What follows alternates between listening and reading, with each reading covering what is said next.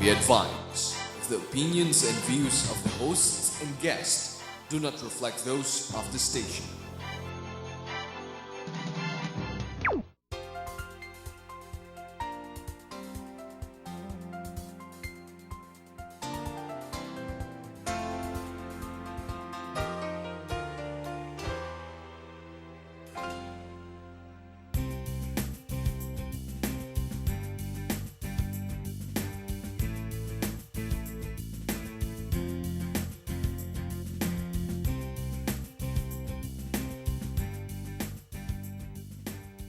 No matter which way you go, no matter which way you stay, you're out of my mind, out of my mind, out of my mind, out of my mind. I was walking with the ghost. I said, Moves, and always feeling pushed out, and then I had to get out. There goes my hand. Sorry. That's it. Who heard that? I don't know. What's it creaking? There's an awful question. It's gonna be something. He's strong enough. He's getting close.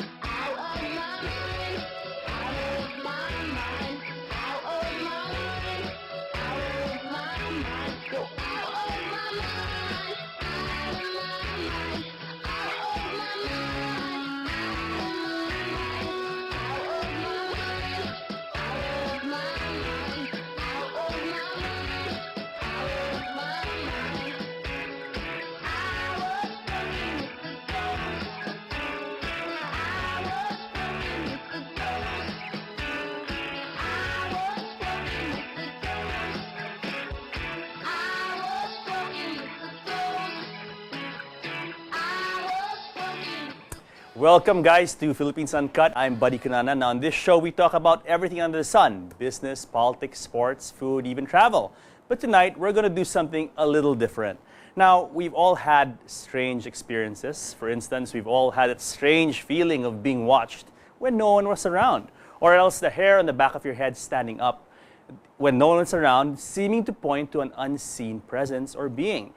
Or perhaps something as simple as strange noises in the night or bumps in the night when we're safely in bed, tucked away, getting ready to sleep. Now, some people would point automatically to supernatural occurrences or supernatural phenomena. But others would actually point to a vivid and healthy and active imagination as the culprit behind these strange experiences. Now, tonight, on the show, we're going to talk about this in depth. We're going to try to cram as much information and discussions as possible into our 50 minutes. And joining us to help us understand the world of the supernatural, the netherworld, are two guys who have been at the forefront of spirit questing. They have been they were part of a group called the Spirit Questers. And I'm talking about joining us in the studio is Mr. Eric Asuncion. Am I right, Eric? And Mr. Nick Nangit, and they're professionals by day and questers at night. So, guys, welcome to Philippines Uncut. Okay. And this is a show I've been wanting to do for such a long time because it's an issue that really interests a lot of people. And as I mentioned in my opening spiel, all of us have had that strange experience that we can't explain. That we want to look for answers, but other people say that ghosts don't exist. Other people say we're just imagining things. Right. And on this show, we'll try to get your point of view. Okay. Okay. Now, let's start with you, Eric. Tell us about yourself. Okay. I'm an HR practitioner. Presently, I'm doing training, and I was with the Questers group from 2004 up to 2006. Okay. Nick? Yeah. Well, I'm a tax consultant and I'm a classical concert pianist also. I've been with the SQ group since 2005 until 2010 or 11, before it was disbanded. I was part of the council before. Yes. Now, you're actually a very varied background. You're a tax consultant, Yes, a lawyer, yes. and a classical pianist, Yes, that's true. and a spirit quester, Yes, among others. among others. Among others. Okay, let's talk about this group. I mean, in the Philippine supernatural Yes. scene, the most famous group by far Yes. are the Spirit Yes. Questers. And tell us a bit about this group. It's now defunct. It's been disbanded That's quite true. recently, I understand. Yes. But tell us about this group when it was active. How did it begin? What were its objectives? Yeah, well, it was started in 1997, if I'm not mistaken, by Tony Perez, our founder. It was shamanism class at the Ateneo University. So it started from there, and then they registered it with the SEC, Securities and Exchange Commission. And ever since, there are people who have a gift, like what we have, psychic abilities, who have been called by the universe, because it's not really by application. So it's calling different ways. Like in my case, I was just contacted by a friend, introduced to another friend, and then that started it. Okay, so it was it survives for so many years, helping people communicate with the dead and also with the non-human spirits or entities rather. Okay. And then recently it was already disbanded by Tony Yeah. Perez because he concentrated on the arts. He's into painting and creative writing. Okay. So you said that you were contacted by a friend who contacted Yes. another friend, and that's how you. Right. This Yeah. is what led you to join the Questers. right. How about you, Eric? How did you join the Questers, and why did you join the Questers? Okay, essentially the same thing. I have a friend who became a member of the Quester, and she contacted me when there was a vacancy. When the group opened for membership, she got in touch with me. Then I joined it. Now, the reason why I joined it was before, when I was a kid, I had, how do you call it? I was a visual, okay, in terms of like I would see dead relatives. Really? Yeah, I would see Like dead relatives. like Sixth Sense. I see Yeah, dead people. Yeah, as in dead people. And there was one striking memory that I have is there was this aunt of mine. She passed away on a Wednesday, and that was years ago, way before cell phones. Before you could find out what happened to her. She died on a Wednesday. We got the news on a Friday, or we learned about it on a Friday, that she died on a Wednesday. On that, like 8:30 in the evening, I remember seeing her on our house. Okay, she was standing, and I even pointed her out to my mom. Ma, look! And when I looked again, she wasn't there. But I saw her like flesh and blood, and I was like kind of surprised. What was she doing in our house? Yeah. Like 8:30 in the evening, no announcements and no anything. The gate was closed. And that was the time I found out that, You have a gift. yeah, And then now, aside from this time, you and after this and before joining the Questers, you would also have similar experiences. yes. You would see in what form, in what way would you see Okay. dead people? but as the years went by, actually, I lost my being visual. Okay. It developed into something else. It was more of like it's more of empathy. When you say empathy, let's say you go to a certain particular place. And then you can relate to what happened in that place, Yes. or maybe an energy in that Yes. place. So, for Okay. example, like let's say, if the case itself that we were handling was about suicides, okay, just one walk around the house, I would know where he killed himself Wow. or where he usually hang out. Wow. Okay, or Okay. where's his room. Okay. So because of the energies of that particular place, Okay. like I get to sense the energies there, or the feelings that are left in that particular area. So at a young age, you already knew that you had this gift. You had this, yes. like this third eye. They Yes, like to say the yes. commonly referred to as Yes, third yes. eye. How about you, Nick? When was the first time that you realized that Alright. you had this Yeah. touch? Well, in my case, I never realized it. But unlike Eric, I started as a witch. A witch. Yes, a wizard. A wizard. The male Okay. I prefer counterpart. wizard. Yes, yes. Okay. But witches can be both male and female. So Okay.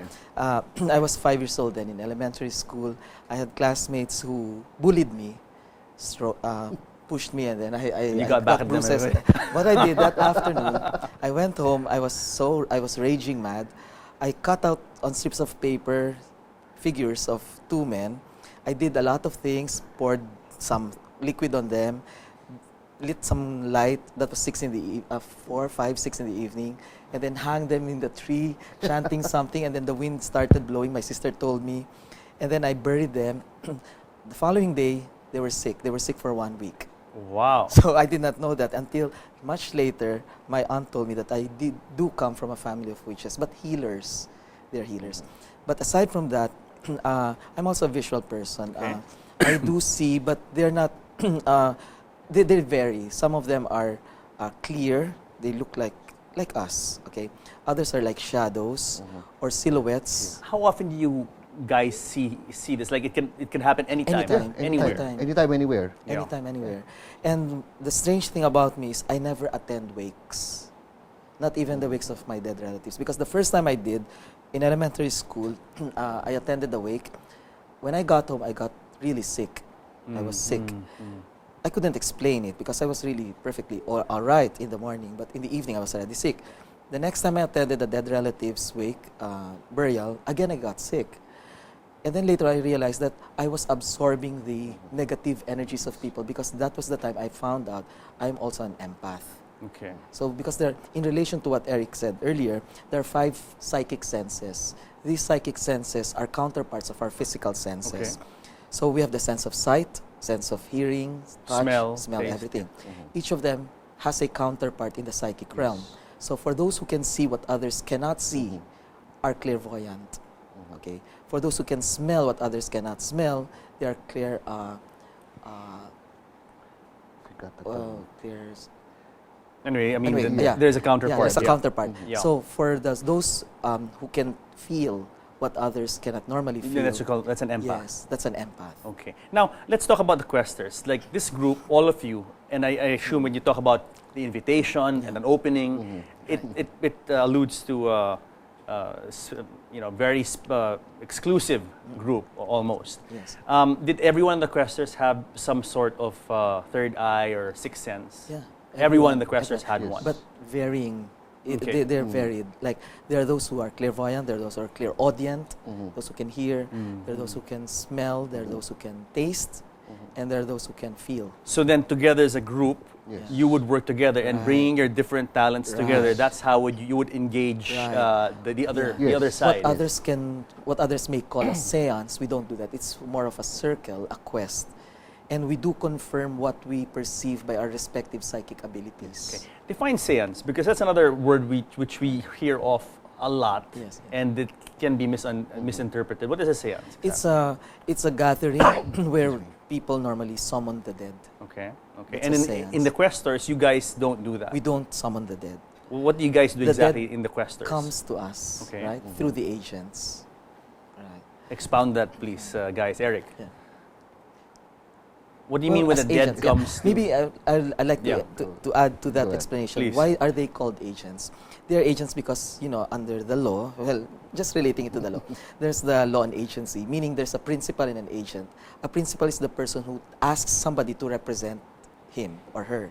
Okay, so the dead is asking the living relatives to represent the dead, to help the dead. Okay. Alright? So they are called agents. So Which they you guys act in were. behalf of the dead. Which you guys were in the questers. No, the agents now come to us Okay. and ask us to help them because they are quite bothered at home. Okay. They I see got some you. things, they hear some Yes, things. yeah. So they are agents of the dead. Or not necessarily the dead, probably agents of non-human elements, Okay. entities, the So it's elementals. like the agents are our clients, so Right. to speak. Okay. I But understand. we never charge. Yeah, that's one thing. And we don't ask for client. Like we don't go around and ask, hey, do you have a problem? Or for example, like let's say if we pass by, let's say, a house and we sense that there's something in that house and we feel that we'll be able to address that, we cannot just like knock and say, hi, we're Spirit Questers. Can we come in? Can we help you on that? We don't. We would have to wait for the agent to ask us or to invite us to help them. Okay. Now, so you guys are doing this really as an advocacy. Yes. You weren't being paid. Yeah. Right. What was the fulfillment in your parts? I mean, for doing this. I For mean, me, a lot of time, yeah. a lot of energy, Yeah. a lot of Right, energy. yeah. Right, Because right. I assume that you really have to Right. get into the Yeah. moment. Most of us are and- drained on Yeah. Sundays because we do our quests on Saturday evenings. Yeah. Saturday evenings. So, self-fulfillment, self-realization, probably Eric as a psychologist can explain Yeah. It's self-realization. more of like the gratification, the feeling that you get that you're able to help someone. More so if that someone is, not being able or is unable to help you back. Okay. The gratification feeling, being able to help Yes. and using your own talents as well. What would go on in these quests? I mean, how would it transpire? I mean, Okay, the process, right? Yeah, the Okay, process okay. of contacting Normally- in the questors Right, and right. not the seances. Normally, we are contacted by the agent, let's say a week before. Okay. So, there is no specific questor who will be assigned to a particular concern or issue. We text our dispatcher, the one who schedules the quests, and tell the dispatcher we are available on Saturday. So our dispatcher, Chiki, at that time, will put us into different groups. Okay. All right. So we have no idea what is the issue of that particular group. But most of us do pre-scanning, meaning in our respective lifestyles or work, we somehow have an idea of what will happen, but we don't get to share it until the Saturday comes. Okay. When, Yeah. And then when that day comes, then we ask each other, I feel like this is going to be the issue. And they normally happen. So what happens? You go to a house or a Right. building or an Right, office, and then what Okay. do you do? You sit down in a circle. What do you Not do imme- exactly? Not immediately. Okay, so what happens there is once we get to the place, okay, what we do is we normally move around. Okay, we just get a feel of what's happening. We call okay? that scanning. We call that Okay, scanning. okay. So we go through each room, okay, Okay. or through the entire area. Then we meet again as a group. Okay, then we talk about what we felt, what we saw, or like again depending on the gift. If, for example, I'm a visual, what did I see? If I'm a clear audience, what did I hear? If I have the gift of smell, what did I smell? We all integrate our findings. Then we come up with a particular. It's not exactly a solution, right? No, But it's more of like we narrow down the issues. Yeah. Okay. Because we separate the psychological issues, the Physical issues from the paranormal issues. Okay. Okay. If we feel that there is no need to hold a circle or a quest, then we tell the agent, the problem is really this. It's more of like marital problems, or it's more of like Personal personal problems. problems. It could be like negative Yeah, energy. yeah, just- really. just So that. it could be something not even related to the other world. It could be Right. something that the people Right. themselves in the house are manifesting. Right. Yes. Like in some Yes. quests, there are kids who have problems with their parents. They could not open up. They invent things just so their parents will pay attention to them. How does it manifest itself in the house? We are able to see because we get to talk also to Yeah. the elementals, to the space and they tell us that the problem is really with the family. It's not involving us. it It doesn't, doesn't involve us. them. How does it manifest? How does a non-spirit manifestation Through look? thoughts. Okay, Thoughts. Ideas, thoughts, what we feel. It's perception. Okay, Sense perceptions. And so when you guys realize that, okay, this is not something that's being manifested by the members of the family because of feelings or issues, and you really know for certain Okay. that there is another being Alright. involved, what do you guys do Alright, then? so now we talk Multo. to but normally we don't tell we don't ask the agent to tell us the problem. Okay. We tell the agent what we perceive, and the agent will now confirm it with us, and we are always correct. Because if it's the other way around, if the agent tells us the problem, then it's more like we're not doing anything. To confirm what we know, we tell the agent, this is what we see, this is what we feel. The agent will tell us, yes, that's exactly the problem. So that's a confirmation. And then we tell our agent, all right, we will decide now if we have to hold a circle. Or A not. circle is where we gather around, like a seance. In a circle. Yes, in a circle. And then we light candles. Okay. It depends on the number of candles that we feel we have to light. And it's dark. You It's switch dark. off all the lights, Yeah. just the Yes, candles. right. Okay. And we balance the energy Okay. among us. in the circle? Yes, meaning the fire, water, earth, and air elements of the questors. Sometimes we also ask the agent to join us if they feel like they want to be part of it. And then we start now addressing the human spirits and the non-human Yes. entities. Or the issues itself, Yeah. whatever the issues that we We encounter. address that. But before that, we have protection Protection exercises. exercises. Now, okay, protection exercises. Yes. What does this mean exactly? Because coming from Right. from a layman's Okay, point of okay. view, this is all very very sensitive stuff. true. You're dealing with something that is Yes. beyond this Yeah. world, Right. beyond Yeah. the realm of physical Yeah. science. No, Yes, really. yes. So, what is a protection exercise, All right. and how does it? Can And explain how the do you Tower of how do you Light? exercise it? All right. Okay. Tower of- Simply put, like protection itself, before we actually go to the spirit quest in itself, the circle itself, as we mentioned, we go through a protection exercise. The protection exercise is basically to protect, to protect ourselves From from what? whatever energies that would, Okay. Both physically and both the and, physical and the psychically. psychological and the psychic energies Okay. that may erupt or that may happen during the circle itself. Because let's face it, we are dealing with paranormal. We don't really know what energies that you may conjure, you may call, or what may happen during the circle itself.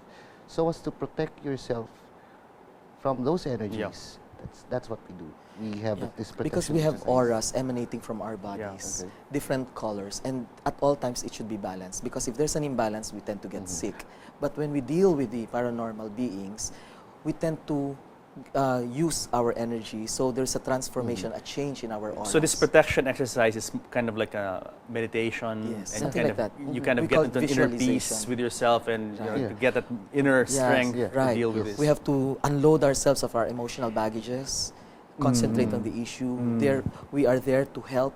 We exude emotion, love for everyone, and then to be just at peace. And then when we are ready, everything will now come in. We are like open channels Have you guys ever felt threatened at any time when you were doing this by the by elementals. the other beings? Or Yes, when we were, Yeah. in my case, Yes. when Really? we were persistent in a person who had a coma, the elementals the elementals. Okay, wait. Yeah. Let's define it first. Yeah. You Okay. said human spirit and non-human Yes, spirit, yes. because Okay. usually for most viewers and me as Ghosts, well, yeah. I thought ghost is really just the Right. spirit of someone who has Yes. passed on. Those are human spirits. Okay, so there are two kinds you're Yeah. saying. Yes. The non-human entities Okay. are those who are that are guardians of nature. And we call them elementals. Elementals. We call them elementals. They're guardians of the elements of air, fire, water, and earth. So and you can find these anywhere. yes, They exist anywhere and yes, everywhere. because they guard nature. They guard everything around us. So we are able to talk to them, to these two entities. So when we talk to them, we ask them about the issues. We introduce ourselves, and then they tell us what the problem is. Yes. How do they tell you? They actually talk to you. You can hear their voices. It depends. In my case, it's more of thoughts coming in. They just flow, and I translate it. In my case, I close my eyes. I don't open my eyes when I do quests, but I can describe with some degree of certainty what that entity looks like, and it's confirmed by those who are visual. Yes. And there was even a time when I was talking and somebody else was talking at the same time, and we were saying the same things. Wow. Right. Wow. Or sometimes or sometimes what happens is you actually see it. You actually there's someone. It's like an idiot board. Yes. It yeah. comes out. You just have to read, okay, and words just come out of it, and that's it. That's how you address the issue. That's what they're trying to tell you. Yes. And it is often confirmed because when we talk to these entities, we sometimes tell things that only the family knows. Yeah. So how would we know that? Yes. Right? Now, you're talking about being threatened, or the feeling of being threatened. Yeah. Being threatened. Yeah. At one time, there was this pilot who was in a coma, and we were trying to restore him to full health. Okay. So there were two quests at that time. One was in the hospital where he was confined, another at home. Okay. But then, the elementals concept of justice is an eye for an eye, a tooth for a tooth. It's more Very of the basic, very Yeah. really. Right. You know, Hammurabi Code. Because Law of apparently, nature, the tree where they live was cut down Without their permission. without their permission. So, and worse, the owner, or upon the instructions of the owner, those who cut the tree put salt. But that's a definite no, because salt is like acid to us humans. Have somebody throw acid on your face, and that will really. Of course. I've read something about that, about Right. salt being a Yes. deterrent Right, for right. elementals. So that's what they and did. spirits. Because many elementals perished. The elementals wanted justice, so an eye for an eye. We're going to take the life of this pilot. Okay. So we were really persistent on restoring and offering amends, entering into a compromise. We were very persistent. So we felt like we are threatened already at that time. We had to cut it in the middle. It was a and- very aggressive Yes, or very very aggressive, because we were talking to the hierarchy. It's a hierarchy. The elemental world is a hierarchy. There are kings, queens, princesses. So we have to protect ourselves also. So Yes.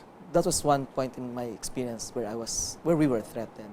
So we had to cut it, and then discuss again among ourselves, and then talk again to this. It's interesting when you mention these elementals, like, and especially this case where Right. tree was cut, because it Yeah. actually points to ancient folklore Right. that have existed in many other countries, including the Philippines. When you Yes. talk about